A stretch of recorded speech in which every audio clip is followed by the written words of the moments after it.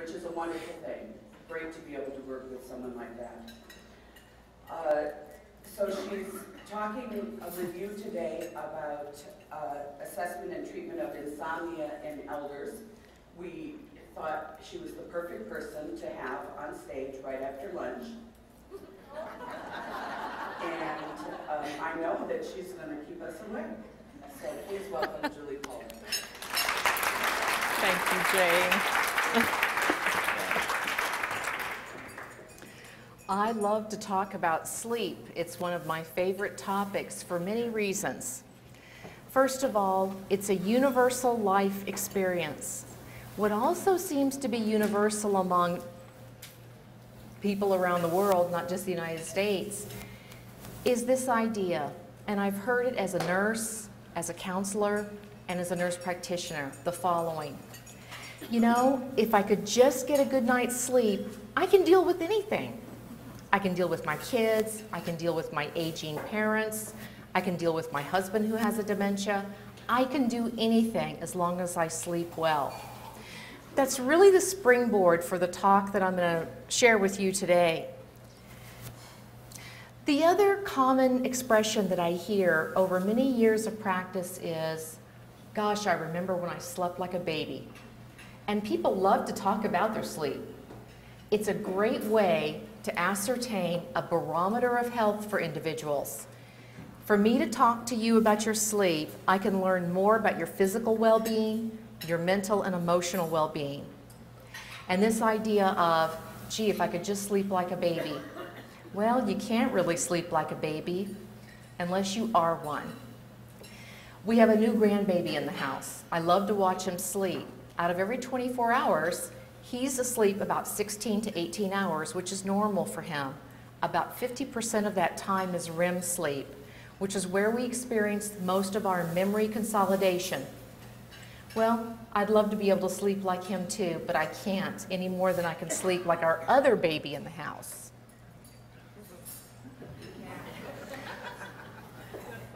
Wouldn't you like to sleep like him?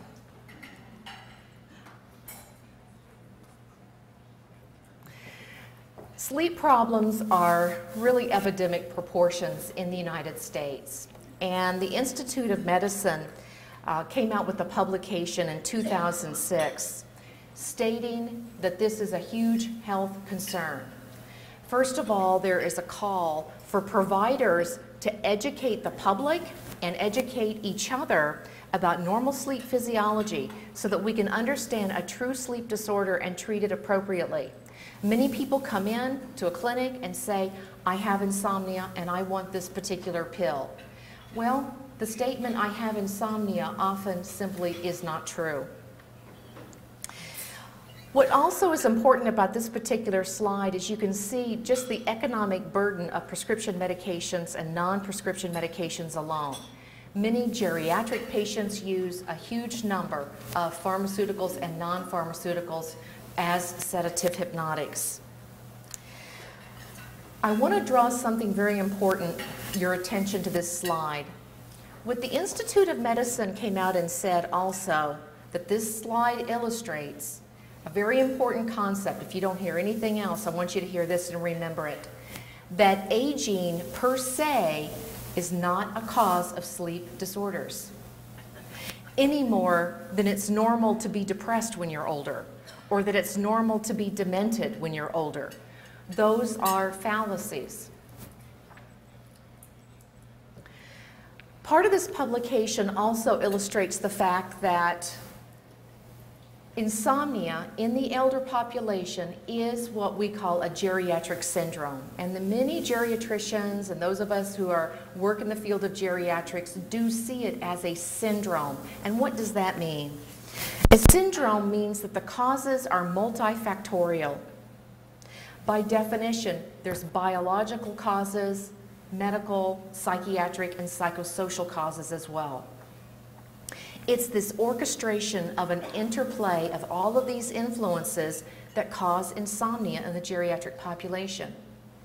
In the biological domain, we have normal age-related changes. We'll talk about those and review those today. Those, again, are normal. They may or may not necessarily warrant an intervention.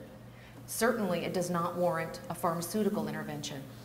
But we have to teach our patients about that. People don't understand this.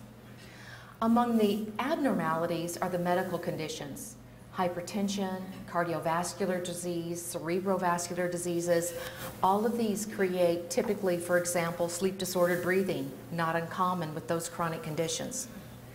Among the psychiatric problems, those geriatric patients who have a major depressive disorder, approximately 70% of them will also have a significant sleep disorder, typically early morning awakenings, that they often go to you and say, I want a pill for that.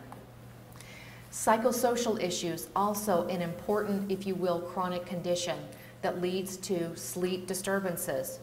Psychosocial issues such as loneliness, isolation, grief due to the death of a spouse, poverty, all of these things seem to combine in an orchestrated way to create an elder who's having sleep disturbances. Well, the question often that is asked of me is, why is insomnia important to treat? Well, first of all, those who sleep poorly on a chronic basis have reduced cognitive performance. They have poor memory, they have poorer response time.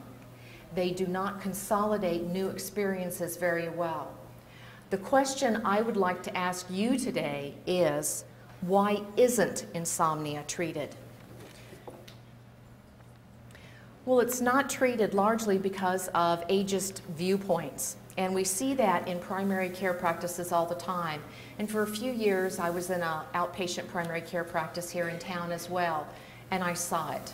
And actually, I participated in that as well before I received my geriatric training and learned a better way and understood better.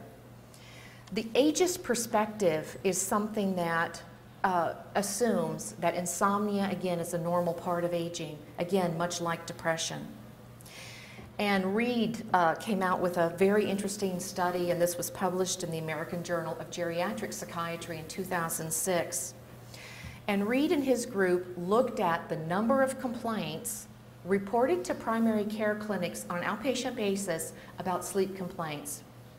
69% of elders endorsed at least one sleep disturbance that was significant enough to bring them into the clinic. Others reported 2 or more problems related to sleep. How often do you think that was recorded in the medical record? Less than 20%. We hear these things, but we're not following up appropriately, and we're not certainly intervening appropriately. So let's take a look at normal sleep architecture. A quick review. Remember the non-REM stages. The 4 stages, you have the lighter stages of sleep, and then stage 3 and 4 are the slow wave sleep and then the deep delta waves. By the way, as you were having your lunch, you were listening to delta wave inducement activity. A great non-pharmaceutical intervention to induce sleep. Very effective. So if you do fall asleep, it's not because my lecture is boring, it's because you heard the delta wave activity. So remember REM sleep as well, that's the dream state. Well, we cycle through non-REM and REM approximately every 90 minutes, and hopefully we do a 90-minute cycles 4 or 5 times in the course of a night. Why do we sleep? Why does my grandson sleep as much as he does? Well, if you look at normal human development, you'll see that the total sleep time over the course of the entire lifespan is spent in infancy and the first 10 years of life. That also coincides with significant brain development, memory development, consolidation of memories, socialization, psychomotor skills, etc. So we know that it's an important role in human development, brain development. So what's a normal time that you spend in REM? Well, approximately 20 to 25% of your total sleep time is in REM, or should be in REM. We know that people who do not get a significant enough of REM sleep, between 20 and 25%, have a higher death rate. Another reason for us to assess and treat appropriately. One study looked at the death rate increased by 70% if REM total sleep time was less than 16% of the night. So how do we sleep? What is the inducement to sleep? Well, remember there are photic cues, as this slide illustrates, and non-photic cues. Photic cues meaning light, outdoor light specifically, of a certain volume. About 10,000 lux is outdoor light. Lux is a unit of intensity of light. It's just simply a way we measure it. So if you look around the room here, how much light exposure are we getting? It's about 700 to 1,000 lux. Most of us spend most of our time indoors. And so we're not getting enough photic cues for sleep and for normal circadian rhythm. So what governs our circadian rhythm, or the biological clock? The area of the brain, the anterior hypothalamus, for one. There's also non-photic cues. What are you doing right now? You're eating. It's a non-photic cue. Socialization also. Exercise activity are non-photic cues to help us regulate our circadian rhythm. Well, if our body is telling us when to be awake and when to sleep, why do we have sleep problems? Well, the problem is we're not living according to the rhythm of our circadian rhythms would dictate to us. We're not living in harmony with our circadian rhythms. I saw the show of hands of how many of you here are nurses. How many of you work nights? Yeah. How many of you, if you're a nurse or a nurse practitioner, or you're on call, or you do rotating shifts? This is the problem that we're having with sleep. And there are many theorists, many researchers who feel that sleep disturbances are simply a manifestation of modern living. When we live out of sync with our circadian rhythm, sleep disturbances will occur. So when is a sleep disorder really a disorder? Well, let's take a look at the normal age-related changes that occur in sleep architecture. Well, our total sleep time as we age will decrease normally. The time awake after sleep onset, and the number of times we do that, in other words, we wake up, increases. Stage 1 and stage 2 sleep increase, slow wave sleep and REM sleep decrease. Then there's this concept of sleep efficiency. Sleep efficiency is the percentage of time spent in bed asleep.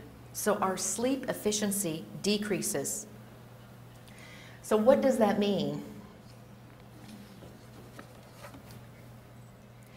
The collective effects result in what we call increased nocturnal awakenings, early morning awakenings, increased daytime napping, earlier bedtime, and earlier wake time. As we get older, we call it advanced phase sleep-wake cycle shifting. So what happens? We get sleepy at 7 or 7:30 and want to go to bed at 7:30 at night instead of 10:30 at night. Now, very often that warrants an intervention, even though it's a normal age-related change. And I want to draw this to your attention. Dr. Kane talked about this. Loss of function. That's what aging is about, functionality. So if we have advanced phase sleep shifting forward and the person is going to bed at 7:30 instead of 10 or 10:30, guess what that does? They're asleep when everyone else in the household is awake. And conversely, they're awake when everybody else in the household is asleep. How does that reduce function? Well, when everybody else in the household is going for a walk outside after dinner, the older person is asleep in bed. So they get out of sync with what's going on in the rest of the household. So the result net effect is this, if you will, loss of function. This person is not getting the photic and non-photic cues that are consistent with living with circadian rhythm changes. Elders often will come in and say, I have insomnia, I'm not sleeping a wink, and what I want to tell you is that that's not really true. We have a tendency to pathologize normal age-related changes. Now, I will talk to you about a very safe and non-pharmaceutical intervention for the advanced phase shifting problem. especially if it